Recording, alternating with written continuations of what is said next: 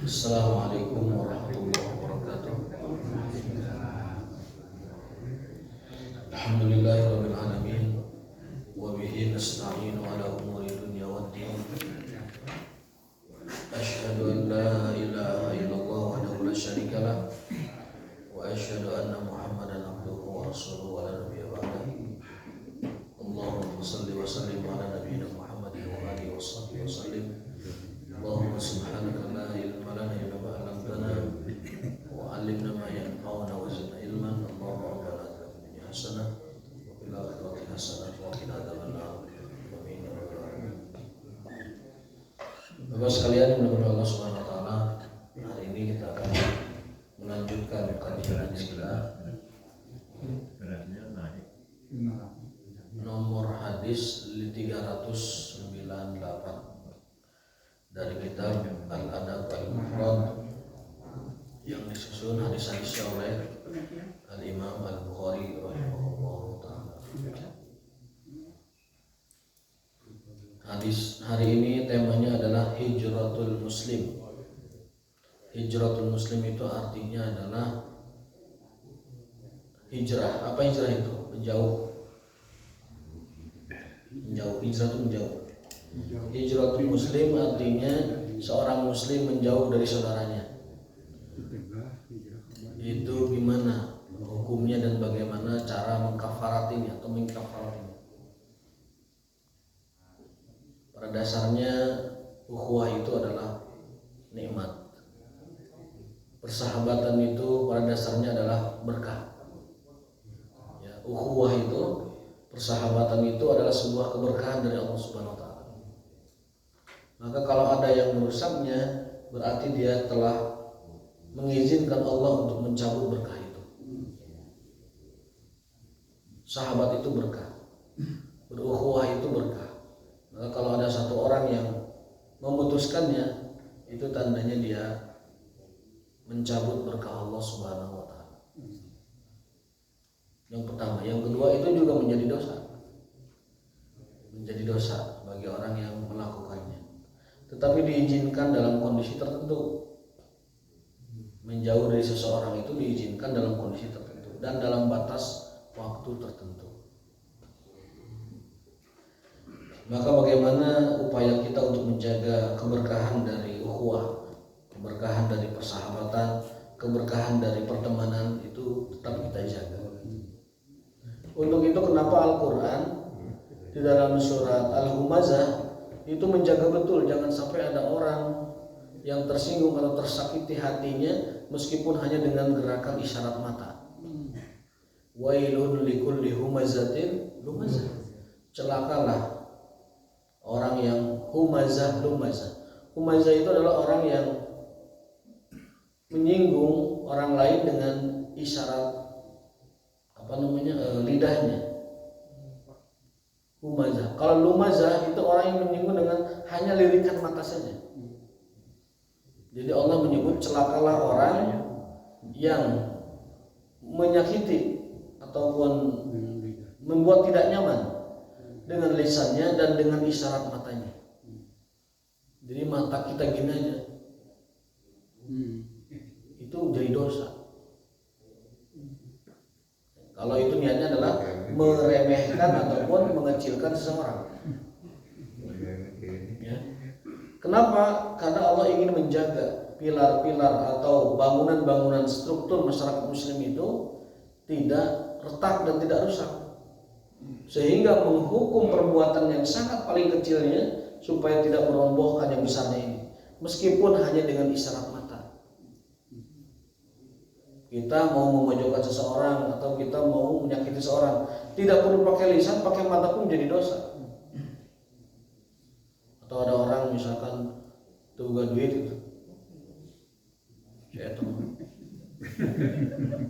Nah itu dosa itu. Namanya itu merendahkan orang dengan isyarat. Misalkan seseorang tidak punya uang atau dia orang yang tidak berada atau mata mal merah atau kumaha gitu lah. Nah, mata itu berdosa dengan itu. Wailun likulli humazatil lumazah. Sungguh celaka orang yang meremehkan orang lain dengan lisannya atau dengan kerlingan atau isyarat matanya. Maka Allah menjaga betul jangan sampai itu terjadi di masyarakat muslim, sehingga fondasi yang kuat, struktur yang kuat ini jadi roboh hanya gara-gara isyarat mata yang meremehkan, apalagi isyarat lisan yang menyakiti. Maka dalam hadis al-muslimu, seorang muslim adalah man salimal muslimuna min lisani wa yadihi. Disebut orang Islam itu manakala orang lain merasa nyaman dari kejahatan lisan dan tangannya. Itu disebut muslim itu karena itu orang merasa nyaman, salimah, nyaman, selamat ya dari tadi min lisanihi wa yadihi, dari kejahatan lisannya dan kejahatan tangannya. Bahkan lebih dari itu Nabi SAW menyatakan bahwa yang paling banyak menyebabkan orang diseret ke neraka itu ternyata lisannya. Yang paling banyak menyebabkan orang diseret ke neraka adalah lisannya. Fahal yakubun nasi ala wujuhihim finnari illa hasaidu alsinatihim. Dalam hadis Arba'in Nawawiyah disebutkan bahwa yang paling banyak menyeret orang ke dalam neraka adalah lisan-lisan mereka. Fahal yakubun nas ala wujuhihim illa hasaidu alsinatihim. Hasad itu jamak dari hasad. Hasad itu maknanya panen. Jadi yang paling banyak menyebabkan orang masuk neraka adalah hasil panen dari lisannya. Hasil panen dari lisannya. Kan ada pepatah tebar tuai itu ya. Man yazra yahsud, siapa yang menanam dia memanen, siapa yang menuai dia akan memanen, begitu kan.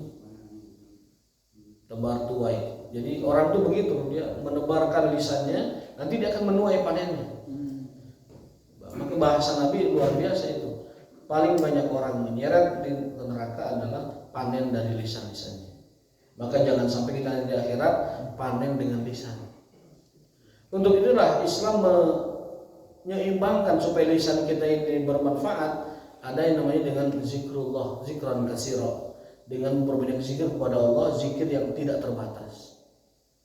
Supaya mengimbangi jangan sampai lisan ini nganggur dari zikrullah sehingga jatuhnya kepada yang tidak diridhoi oleh Allah Subhanahu wa taala. Penyeimbangnya adalah supaya lebih banyak lisan kita dipakai untuk zikrullah. Makanya zikir itu ibadah yang tidak terbatas supaya lisan kita ini terjaga dari hal yang tidak diridhoi oleh Allah Subhanahu wa taala. Afdhalul mu'min, orang mukmin yang paling afdal adalah orang yang faraqa dunya, meninggalkan dunia, wa lisanuhu rabban bi dzikrillah, sementara lisannya basah dengan zikrullah. Orang beriman yang paling afdal adalah manakala dia meninggal dunia, lahazatul akhirah min anfasihi, nafas terakhir yang dia hembuskan itu adalah zikrullah. Itu mukmin yang paling afdal. Masalahnya tidak semua orang mukmin diberi taufik untuk bisa melakukan itu, kecuali yang terbiasa zikrullah di dalam kehidupan sehari-harinya. Karena ada kaidah al-insan mata al-abdu ala ma'syarihi. Seorang hamba, seorang manusia akan diwafatkan dalam kebiasaan yang biasa dia lakukan selama hidupnya. Al-abdu, manusia, yamutu, akan meninggal ala ma'asya, pada situasi dia hidup, alaihi, di atasnya. Jadi anu biasa zikrullah nanti mautnya zikrullah. Anu biasa ngagosip magibah mautnya kan ngagosip. Anu biasa ngabahas we harta benda kayak mautnya gitu. Anu pojok ini sini, anu di bubulang itu, anu di bihul itu. Gitu aja Bu. Ada yang tiap harinya mengutip kata-kata kasar seperti sesatuan begitu. Anjing bagong kali ini contoh saja gitu. Nanti meninggal juga gitu. Meninggalnya begitu, disebut itu. Dan itu fakta. Banyak teman-teman yang bekerja di medis, banyak yang bekerja di yang biasa membimbing orang meninggal itu begitu. Ternyata di kehidupan sehari-harinya dia memang begitu ucapannya. Bahasa-bahasa hewan. Meninggalnya dengan itu. Biasanya dia menggibah, menggosip, meninggalnya juga lagi menggosip. Atau sebelum sakaratul maut dia menggosip. Kemudian biasa dia mengutamakan kata-kata yang tidak baik, mati juga begitu. Waliyahzubillah. Maka supaya kita meninggalnya dalam keadaan yang zikrullah, caranya adalah kita membiasakan kehidupan kita dengan zikrullah supaya kita mati di atasnya. Ya, zikrullah tersebut. Mudah-mudahan Allah berikan taufiknya kepada kita. Amin ya rabbal alamin. Haddatsana Ismail qala haddatsani Malik an Ibnu Syihab an Anas bin Malik radhiyallahu ta'ala anhu anna Rasulullah sallallahu alaihi wasallam qala la tabaghadu, janganlah kalian saling marah. Janganlah ada marah di antara kalian. Wala tahasadu, jangan saling iri dengki, kabitaan. Kemudian setelah itu dengki jatuhnya, setelah dengki akhirnya banyak yang tergelincir. Yang selamat mungkin istighfar, yang tidak selamat main dukun. Betul. Coba lihat surat Al-Falaq. Penyebab perdukunan terbesar itu iri dengki. Qul a'udzu bil falaq min syarri ma khalaq wa min syarri nafasati fil 'uqad wa min syarri ghasikin idza waqab wa min syarri hasidin idza hasad. Dari kejahatan orang-orang hasad. Karena orang hasad ini biasanya kalau dia tidak mampu mengungguli yang dia iri itu, yang dengki, dia menggunakan tadi nafasat fil uqad, jasa bantuan setan. Dan biasanya penyetan perdukunan itu pelakunya biasanya perempuan, ibu-ibu. Nafasati fil uqad. Nafasat itu domirnya muannas. Lafaznya muannas. Sehingga kebanyakan pelaku perdukunan itu adalah perempuan. Tapi ada yang mengatakan bukan perempuan, tapi penyebab perdukunan itu biasanya permohonan dari perempuan. Karena yang paling banyak dengki itu perempuan. Min syarri nafasati fil uqad wa min syarri hasidin idza hasad. Jadi ada korelasi itu antara iri dengki dengan hal-hal semacam itu. Waliyahzubillah. Iri jabatannya, ya, main dukun, iri hartanya main dukun, iri keturunan dan anak-anaknya main dukun. Mungkin iri juga istrinya main dukun juga. Waliyahzubillah. Maka Allah mengingatkan. Tapi saya main dukun budak mah yang jadi juara yang habis itu saya. Tidak yang memakai dukun supaya anaknya lulus ITB atau menjadi juara tahfidz nasional. Jadi intinya yang begitu mah hanya mungkin awalnya sugesti kemudian jatuh kepada kemusyrikan. Waliyahzubillah. Janganlah kalian saling iri dengki. Yang ketiga wala tadabaru, jangan saling menghindar. Jangan saling menghindar. Menghijrah temannya jangan, enggak boleh, haram hukumnya itu. Wala tadabaru. Wa kunu ibadallahi ikhwanan, jadilah hamba-hamba Allah yang bersaudara. Wala yahilu lil muslimin, tidak halal bagi seorang muslim an yahjuru akhahu, menjauh dari saudaranya fauqa salasi layalin, lebih dari 3 hari. Enggak boleh Pak, baur dengan teman, jutek dengan teman, kemudian bahasa Sunda hasem banget, ya. Hasem banget dari teman enggak boleh lebih dari 3 hari. Enggak boleh hasem banget. Jadi harus terlihat senyum. Sehingga motivasi Nabi SAW bagi orang yang bisa melebarkan senyumnya itu dengan sedekah, kan begitu. Bahwa tabassumuka fi wajhi akhika shadaqah. Senyummu pada temanmu adalah sedekah. Senyummu pada temanmu adalah sedekah. Bersedekahlah meskipun dengan kau bermuka baik kepada temanmu. Walau antal akhaka biwajhin tariq. Kamu tidak punya yang disedekahkan, gampang. Pasang saja wajah gembira di depan temanmu. Dan itu luar biasa ya, subhanallah. Ilmu psikologi juga menguatkan itu. Orang itu kalau mau bahagia katanya setiap hari itu mesti tersenyum minimal 20 kali. Minimal tersenyum 20 kali kalau mau bahagia. Dan setiap kali senyumnya itu 12 detik.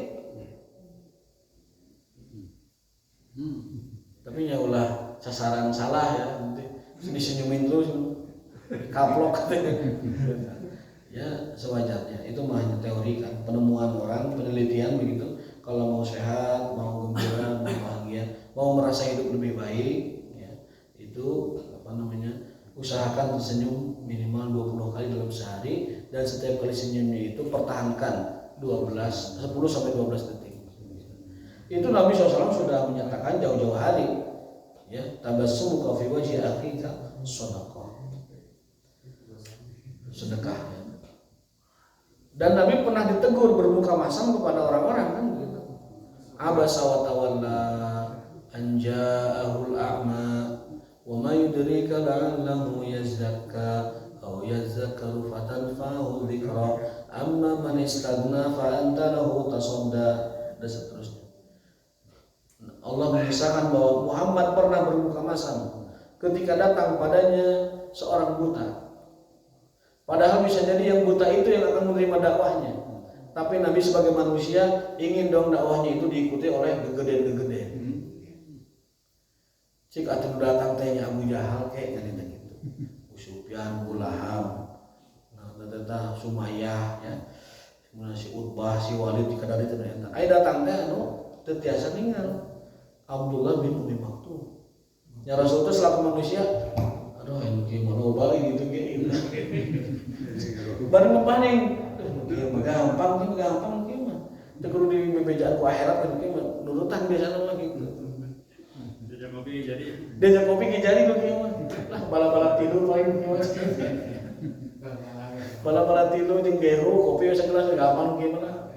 Wudhu we setengah beres kieu. Bahasa orangnya gitu, abasa wa tawalla, berpaling dan bermuka masam. Sampai diberikan oleh Quran sebagai teguran buat siapapun, jangan sampai dakwah itu ulah pilih. Ari nu datang ke gede mau pangersa pangersa. Ya kalau disambut dikasih rider itu semangat dakwahnya, tapi lamun diundang ke lembur anu tikus tuh tidungdung tikus lu kajenjeruan begitu. Nah itu enggak, bukan begitu. Jadi Nabi Sallam ditegur oleh Ta'ala karena bermuka masam, tidak menunjukkan rasa antusias, tidak menunjukkan rasa respect kepada orang yang datang karena dia tidak diinginkan begitu. Padahal kata Allah, la'allahu yazakka, bisa jadi itu yang akan mentazkiyah dirinya. Artinya apa? Bisa jadi itu yang jadi. Nanti menjadi pengikut, menjadi orang yang dalam agama itu berperan gitu. Itulah Abdullah bin Umi Maktum. Ternyata betul, Abdullah bin Umi Maktum ini adalah orang yang oleh Rasul diangkat jadi gubernur Madinah ketika beliau keluar berjihad. Jadi kalau beliau berjihad itu Madinah itu dipimpin oleh Abdullah bin Umi Maktum. Caretakernya. Siapa yang dijagain? Jagain ibu-ibu. Dia sendiri buta kan? Di sini buta. Jagain ibu-ibu, jagain anak-anak. Dengan siapa? Biasanya dengan Hasan bin Sabit. Itu penyairnya Rasulullah SAW. Karena memang jiwanya lembut. Kalau maju ke medan perang itu tidak seperti Khalid bin Walid. Jiwanya lembut. Maka ketika di Madinah, Abdullah bin Umi Maktum, Hasan bin Sabit itu di Madinah. Jagain ibu-ibu. Muazin juga beliau, muazin Rasulullah SAW. Termasuk Bilal juga dan lain-lain sebagainya. Nah ini Rasulullah SAW ditegur untuk tidak bermuka masam. Karena bisa jadi yang datang anu tadi teu mawana naon, nu datang dengan wajah yang bukan orang pembesar, bukan pejabat, bukan orang penting, bisa jadi itu yang akan nanti bertauhid kepada Allah Subhanahu wa taala.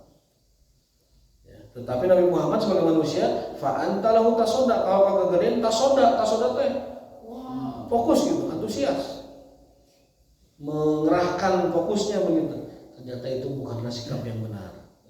Dakwah mah diikuti kegedean mangga, diikuti orang rendah juga mangga. Tetapi kebiasaannya dakwah Islam itu kebiasaannya diikuti oleh orang-orang lemah. Sebagaimana diskusi antara Abu Sufyan dengan Raja Heraklius. Raja Romawi namanya Heraklius bahasa kitanya, berdiskusi tentang Muhammad karena dikirimi surat oleh beliau SAW dengan Abu Sufyan. Panjang ceritanya, pernah dulu kita bahas di awal Sahih Bukhari. Di antara dialognya adalah, "Hai Abu Sufyan, itu Muhammad yang kamu bilang gini-gini ngaku nabi itu, siapa pengikutnya? Orang-orang terhormat atau orang-orang lemah?" Bal du'afa'uhum. Pengikutnya orang-orang du'afa, Tuhan. Terus panjang. Nah, kata raja itu, kalau memang pengikutnya du'afa, memang dia benar nabi. Karena dari zaman dulu pengikut para nabi itu Nurah ribu, tidak boga pangkat, tidak punya kekayaan, di keluarganya juga dia bukan orang terpandang dalam kata ketua kabilah gitu. Balangsa. Tapi mereka nantinya bahagia dengan Islam. Ada sebuah penelitian di dalam buku buku, pokoknya bahasa Indonesia itu Muhammad is the collection of best. Muhammad adalah kumpulan atau himpunan dari segala yang terbaik ada pada beliau. Itu di antara keunggulan Nabi Muhammad itu adalah dapat memunculkan setiap bakat dan minat dari para sahabat person by person, orang per orang. Namun bakatnya apapun kemampuannya, apapun minat dan bakatnya tersalurkan dalam Islam. Anu hobina perang jeung gelut jika Khalid kan itu perang sok sawaragna perang ini jihad. Yang hobinya ilmu Quran tilawah silahkan seperti Ibnu Mas'ud atau Zaid bin Harisah atau Ubay bin Ka'ab silahkan. Yang hobinya adalah khidmat terus seperti Anas bin Malik dan Ibnu Abbas, Abu Hurairah dan lain sebagainya. Jadi Nabi Muhammad itu di antara keunggulannya adalah beliau mampu memunculkan minat dan bakat setiap sahabat orang per orangnya.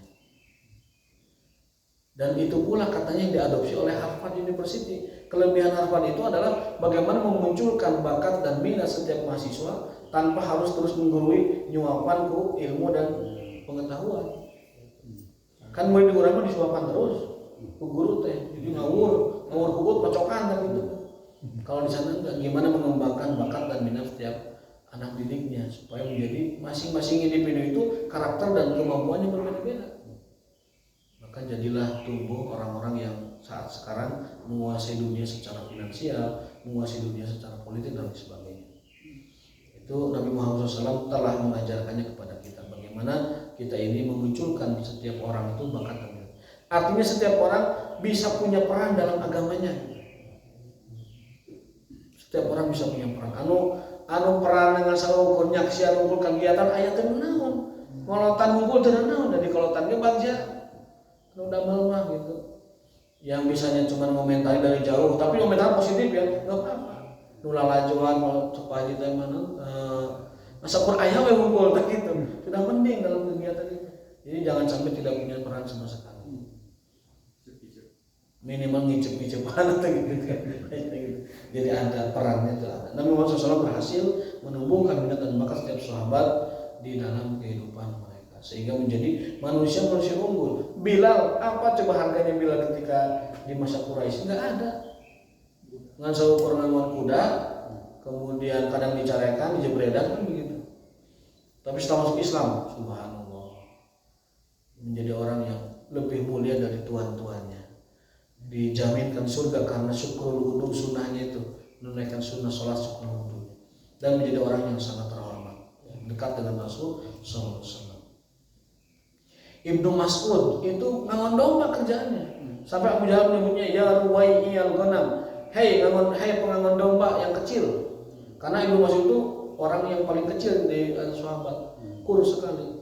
Saking kurusnya ketika naik tangga korma disengserikan ku sahabatnya, tinggal eta sukuna jika biting terang biting mah lidi sukuna teh jika biting korma bisa lidi korma.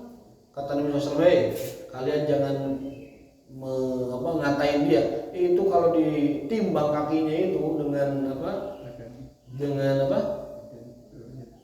Uhud ya, keutamaannya itu, pahalanya itu lebih mulia itu kaki Abdullah bin Mas'ud. Jadi luar biasa. Tapi Ibnu Mas'ud yang posisi seperti itu ketika masuk Islam menjadi orang yang subhanallah luar biasa perannya, menjadi penggagas aliran fikih Baghdad, mazhab Ra'i' Ibnu Mas'ud. Ibnu Abbas mazhab dalil. Jadi kalau kita merujuk belajar ilmu fikih itu, tarikh tasyri', tarikh pensyariatan, itu akan ketemu namanya dalam Islam itu mazhab fikih Islam pada mulanya sebelum era 4 mazhab itu 2 mazhab besar. Satu mazhab Ibnu Abbas yang bertolak pada dalil, yang kedua mazhab Ibnu Mas'ud yang bertolak kepada Ra'i'. Ulamanya sahabat itu Ibnu Abbas dan Ibnu Mas'ud. Dari mereka lah nanti muncul mazhab yang kita kenal sekarang. Ada 4 mazhab, sebenarnya banyak, cuman yang dikenal dibukukan itu adalah 4 mazhab. Baik, kembali ke tema kita bahwa Rasulullah SAW mengingatkan tidak halal bagi seorang muslim menjauh dari saudaranya, ngabaul dan saudaranya, tidak bersama dengan saudaranya lebih dari 3 malam. Bahasanya la yahilu, tidak halal. berarti haram. Haram bagi setiap muslim menjauh, tidak nanya memberi wajah yang tidak senyum begitu, kecut atau lain sebagainya lebih dari 3 hari. Mun rek baeut mangga ya 3 hari mangga lah. Dikasih kesempatan sok maksimalkan baeutna 3 poe. Setelah hari keempat harus biasa lagi. Terus termasuk ke istri, Pak. Ke istri juga maksimal 3 hari. Ke pasangan ngabaeudan teh boleh, tapi jangan lebih dari 3 hari. Yang patanggung-tanggung 3 poe mah wajar lah. Patanggung-tanggung 3 poe wajar. Teu tidak makan makanannya 3 hari mah wajar. Tidak menanyainya 3 hari mah wajar. Tapi jangan lebih. La yahilu, tidak berlaku itu bagi dia. Lebih dari 3 hari kan diceraikan. Lebih dari 3 hari jatuhnya dosa. Tiap detiknya itu jatuhnya dosa. Suami istri baut ya, lebih dari sekian hari, atau teman saudara sesama muslim baut lebih dari 3 hari jatuhnya dosa. Karena bahasa hadisnya la yahilu, tidak halal. Tidak halal berarti haram. Haram berarti dosa. Kalau dia menjauh ngabaudan, tidak menegur sapa atau memberi kesan buruk ya, bagi saudaranya lebih dari 3 hari, maka dikasih waktu 3 hari. Silahkan tumpahkan itu kekesalan 3 hari. Tapi hari keempat harus sudah biasa lagi. Dan yang terbaik, yang paling afdal di antara keduanya adalah man bada bisalam, yang paling memulai dengan salam. Nu salam tiheula eta nu paling afdal. Salam duluan. Berikutnya adalah dari Abu Ayyub sahib Rasulullah SAW, akhbarahu anna Rasulullah SAW qala la yahilu li ahadin an yahjura akhahu fawqa thalath layalin yaltaqiyani fayasudu hadha wa yasudu hadha wa khairuhuma alladhi yabda'u bisalam. Tidak halal bagi seorang muslim menjauh dari saudaranya lebih dari 3 malam. Mereka berjumpa dengan saling berpaling, memalingkan badan begitu. Wa khairuhuma, dan yang terbaik di antara keduanya adalah alladzi yabda'u bisalam, yang memulai duluan mengucapkan salam. Hadis yang ke-401. Tadi hadisnya agak mirip ya. Sekarang hadis yang ke-401. Hadis riwayat Anas bin Malik bahwasanya Rasulullah SAW bersabda, "Ma tawada isnani fillah azza wa jalla aw fil Islam fayufarriqu bainahuma awwaladan bin yuhdisu anhuma." Ini ngeri Pak. Kalau kita tiba-tiba hubungan dengan teman kita buruk, itu sebabnya adalah karena dosa yang kita lakukan. Kita melakukan dosa, itu getarnya terasa ke teman kita itu. Kita bermaksiat kepada Allah, itu efeknya bahkan ke teman kita terasa itu. Tiba-tiba dia menghindar dari kita.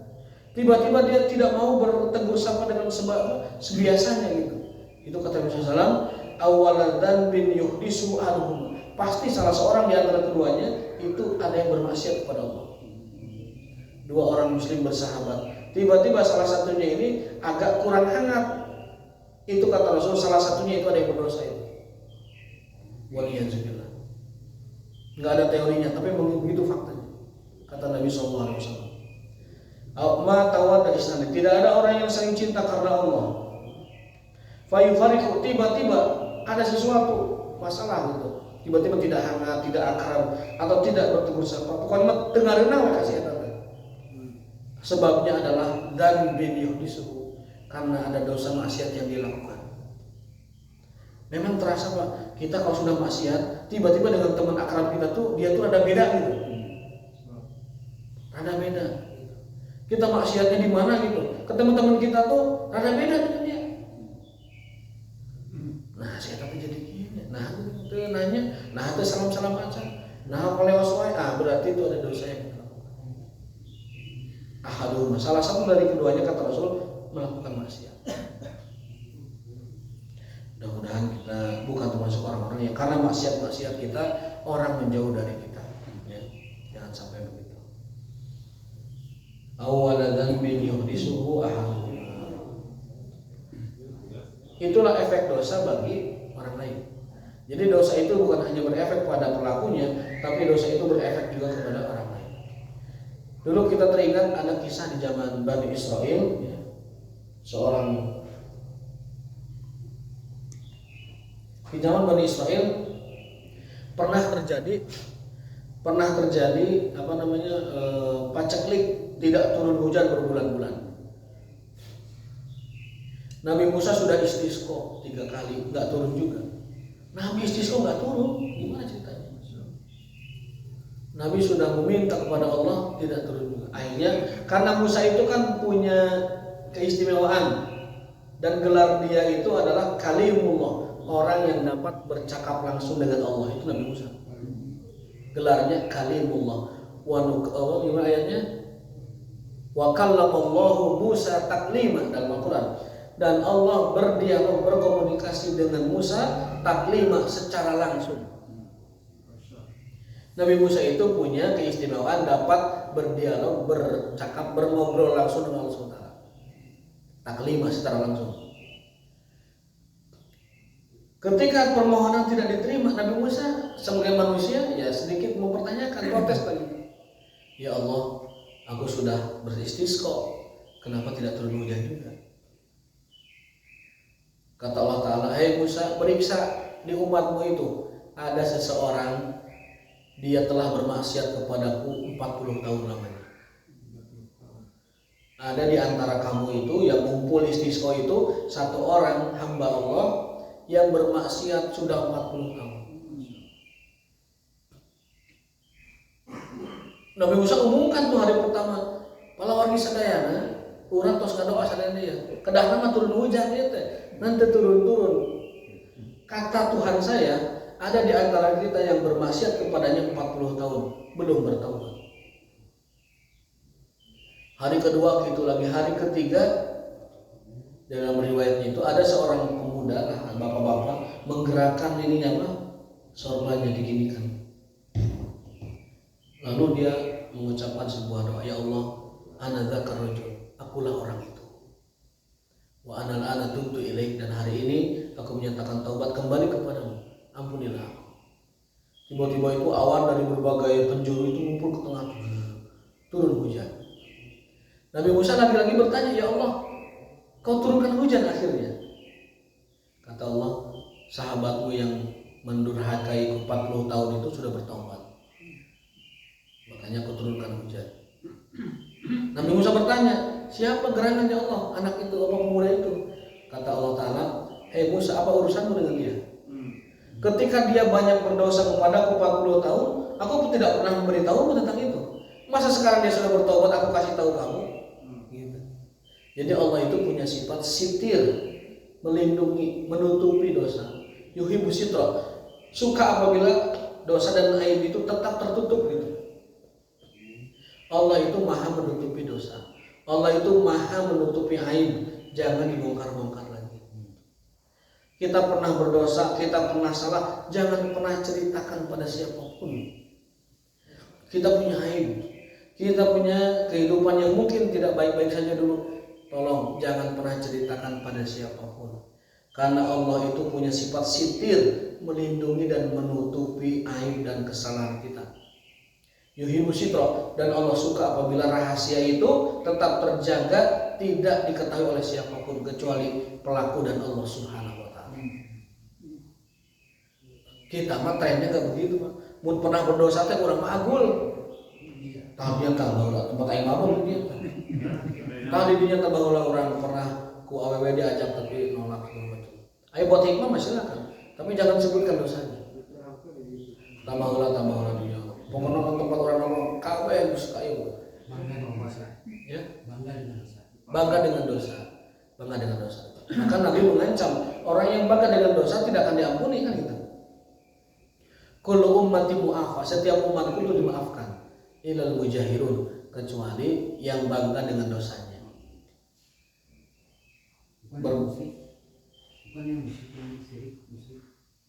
Itu mah sudah otomatis kalau musyrik mah. Allah tidak akan mengampuni seluruh dosanya. Kalau yang mujahirun itu dia itu harusnya dimaafkan, tapi tidak dimaafkan. Kalau yang musyrik mah memang tidak diampuni, tapi kalau yang muslim yang mujahir ini harusnya dimaafkan, tapi tidak dimaafkan.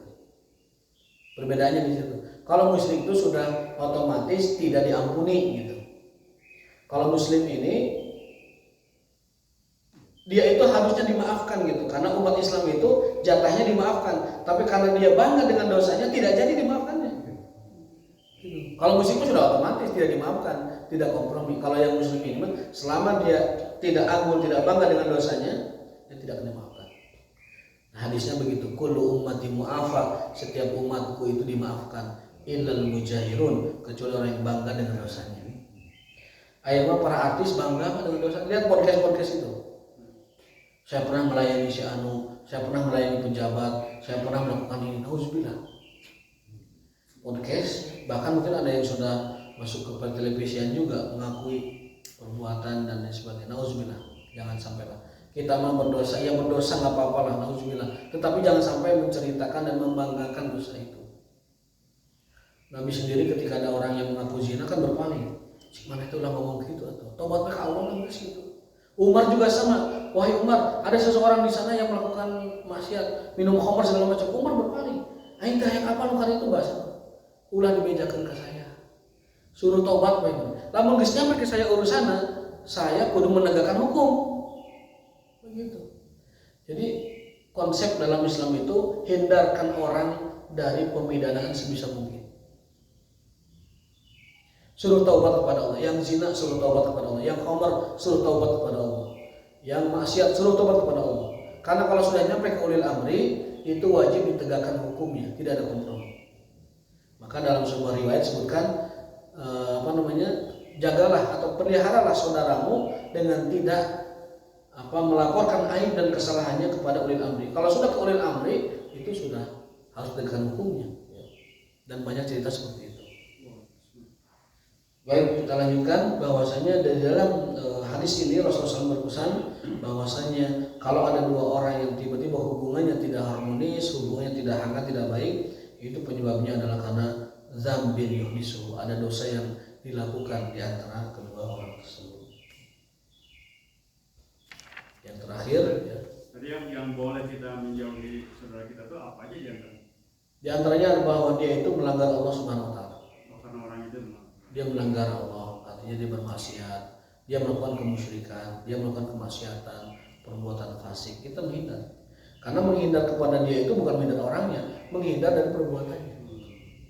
Kan ada kaidah al-hubbu fillah wal bughdu fillah. Kita ini sebagai muslim harus mencintai seseorang karena Allah, membenci juga karena Allah. Jadi kita boleh menjauh dari seseorang, boleh membenci seseorang karena perbuatan dosanya. Bukan karena dirinya sebagai muslim, bukan, tapi karena dosanya. Al-hubbu fillah. Al-hubbu fillah wal bughdu fillah. Bughdu ba ghidha. Itu prinsip agama kita. Al-hubbu fillah wal bughdu fillah. Cinta karena Allah, suka karena Allah, simpati karena Allah, hormat karena Allah, dan sebaliknya al-bughdu fillah, benci juga karena Allah, meninggalkan juga karena Allah, menghindari juga karena Allah. Kalau ada teman kita mudminul khamar, peminum khamar, jauhi. Itu bagian dari wala kita kepada Allah Ta'ala dan barok kita dari dia. Kalau ada orang melakukan kemusyrikan, jauhi sejauh-jauhnya. Kenapa? Karena kita menjauhi dia fillah. Karena dalam rangka motivasi cinta wala kita kepada Allah, sehingga kita menjauh dari dia. Nah kalau itu mah tidak ada batas waktu. Teman kita pelaku bid'ah, teman kita pelaku maksiat, teman kita pelaku syirik, kita jauh. Itu mah sampai hari kiamat juga nggak apa-apa. Kalau mendakwahi silakan, kalau bisa. Kalau tidak ya udah jauh. Kalau dia memang pelaku maksiat seperti itu, karena tidak ada logikanya pelaku maksiat kita terus tempel terus, kecuali niatnya dakwah. Kalau niatnya tidak dakwah, jauhi. Pelaku dosa dan maksiat. La yahilu li muslimin, tidak halal bagi seorang muslim. Ini hadis terakhirnya dari Anas bin Malik, ya. Wa kana qutila abuhu yaum Uhud, yang ayahnya terbunuh di hari Uhud. Siapa ini? Ayahnya siapa ini? Ayahnya Hisham bin Amir berarti ya. Anas menceritakan bahwa ketika ayahnya terbunuh di Uhud, bahwa dia mendengar Rasulullah bersabda begini. Di hari kematian ayahnya dia mendengar Rasulullah bersabda begini. La yahilu lil muslimin, tidak halal seorang muslim an yusorima, memusuhi muslim yang lain lebih dari 3 hari. Artinya memusuhi itu di sini bukan konfrontasi, tetapi menjauh dan menghindar darinya. Fa innahuma nakibani 'alal haq, karena dia telah menggugurkan hak seorang muslim. Jadi orang yang 3 hari atau lebih ya membenci saudaranya, dia itu sedang meruntuhkan hak orang itu yang ada padanya. Wa inna awwalahuma fai'an yakunu kafaratan anhu sabuquhu bil fai'. Kalau ada orang yang ngajak damai duluan atau menyapa duluan, itulah kifaratnya. Kita menghindar dari teman kita, teman baik nih, tapi ada sesuatu yang kita tidak pas hanya gara-gara urusan dunia, kita menghindar, itu dosa kan? Itu kifaratnya adalah nyapa duluan. Kifaratnya adalah merapat ke dia duluan, itu kifaratnya. Sabuquhu bil fai'. Tiba-tiba saya menghindar dari seseorang tanpa sebab. Sebabnya karena masalah remeh, masalah duniawi, masalah kita tidak diajak, masalah kita misalkan tidak diundang, masalah kita tidak disebutkan namanya, kita menghindar. Maka kalau kita mau mengkifarati dosa itu, karena menghindar itu kan dosa, adalah dengan mendekatnya lebih dulu. Mendekatnya lebih dulu. Wa in mata ala siraimihima lam yadkhulul jannah. Dua muslim yang saling menjauh, kalau meninggal di atas itu lam yadkhul jannah, tidak akan masuk surga. Kita punya teman baud, tidak ada ujungnya, bukan karena Allah, maksudnya bukan karena melanggar agama, bukan karena melanggar hak Allah, maka itu kalau terus dia dalam kondisi seperti itu, lam yadkhulul jannah, tidak akan masuk surga. Ini ancaman serius ini bagi orang yang baud, bagi orang yang jauh dari temannya, bukan karena hak Allah yang dilanggar, bukan karena kezaliman yang dilakukan oleh seorang atau dosanya, maka itu tidak akan masuk surga jami'an, keduanya itu abadan, selama-lamanya. Dua muslim yang saling bermusuhan, dua muslim yang saling berjauhan, dua muslim yang saling baud begitu para sehat, tidak akan masuk surga selamanya. Keduanya itu tidak dipandang soleh tidaknya, keduanya itu tidak masuk. Wa in sallama alaihi fa aba an yaqbal taslimahu wa salamahu roda al malakun. Kalau satu orang muslim menyebut salam kepada temannya, tidak dijawab karena dia tidak suka atau baud dengan dia, maka yang menjawab salamnya adalah malaikat. Dua orang para sehat, satu orang tuh menyapa karena ingin damai, assalamualaikum, itu dijawab dan masih ikut, maka yang menjawab salamnya adalah malaikat. Dan orang yang kehal yang tidak mau balasnya itu, dia itu dicela oleh malaikat, waroda alaihi malaikat akhar, dicela oleh malaikat. Jadi kalau ada dua orang para sehat, satu salam duluan tidak dibalas, itu berbahagialah malaikat yang menjawabnya. Kalau orang ini, setan yang menjawabnya.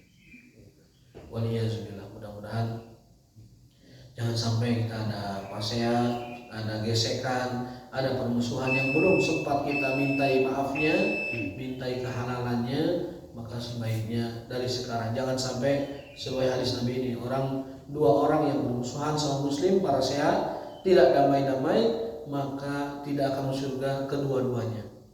Kalau mau silakan yang memulai lebih dulu berdamai, kalaupun tidak dijawab salamnya, malaikat yang akan menjawab salamnya, dan itu dia telah menggugurkan kesalahannya, artinya selamat gitu, kalaupun dia tidak menimpalinya dengan baik.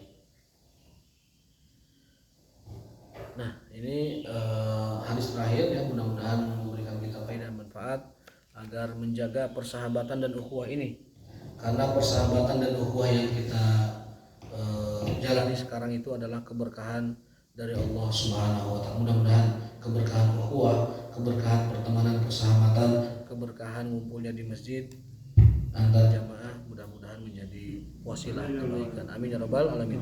Rabbana atina fid dunya hasanah wa fil akhirati hasanah wa qina adzabannar. Subhanakallahumma wa bihamdika asyhadu an la ilaha illa anta astaghfiruka wa atubu ilaik. Wassalamualaikum warahmatullahi wabarakatuh.